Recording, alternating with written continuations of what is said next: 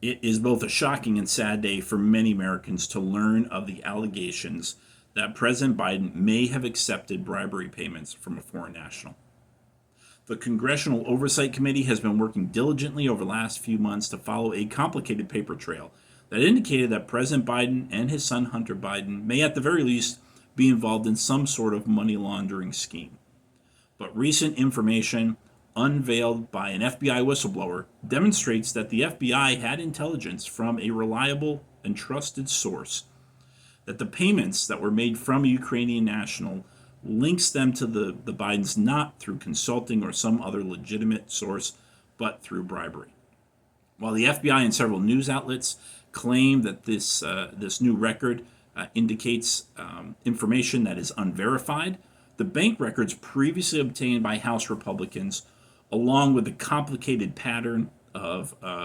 layering payments across multiple LLCs, seems to be at first an indication that this evidence is being corroborated. The fact pattern could suggest multiple criminal violations and should be pursued by criminal courts, where President Biden will have an opportunity to make a defense and be tried by a jury of his peers. The fact, then, that Vice President Joe Biden would publicly brag that he was able to get a prosecutor fired, a prosecutor who was investigating his son's business partner, and that he did it using U.S. taxpayer funds in the form of foreign aid, betrays one of the most fundamental trusts that the public has with our political leaders, especially if it turns out to be true that President Biden standed to gain over $5 million in bribery payments. Once a politician is found to have sold their integrity for a price, they cannot be further trusted for higher office. Now, while this suspicious payment has been discovered thanks to the work of House oversight and the protections that are offered to whistleblowers who come forward with this kind of information, it does beg the question about whether there may be other policy decisions made by Biden either while he was vice president or even now under his current administration. Many immigrants who had fled from countries around the world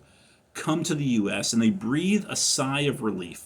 when they see that in America we have largely eradicated the system of bribery that plagues so many other countries around the world.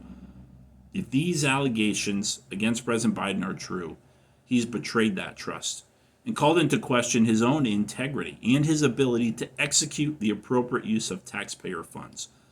Democrats would be wise to begin now to look for an alternative candidate if recent evidence leads to a criminal case against President Biden.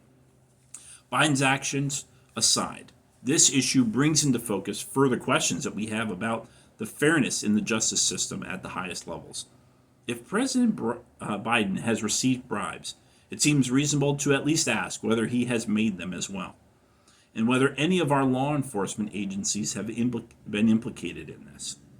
The fact that this alarming evidence of corruption went completely ignored by the FBI until the Oversight Committee is a major cause for concern. Why wasn't this picked up sooner? Between President Biden's own public admission of working to fire the prosecutor, the IRS investigation into Hunter, the laptop that was discovered prior to the 2020 elections, the suspicious activity reports that would have been filed by the banks, and this latest FD 1023 from the FBI, all together are difficult to explain away as just innocent coincidences. Senate Democrats and House Republicans need to work together to identify the pieces of our law enforcement system that have failed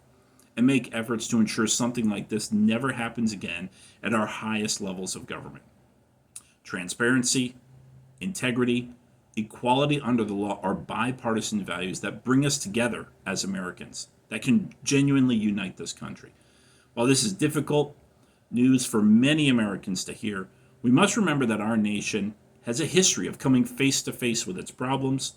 routing them out to improve the lives of our people under our government.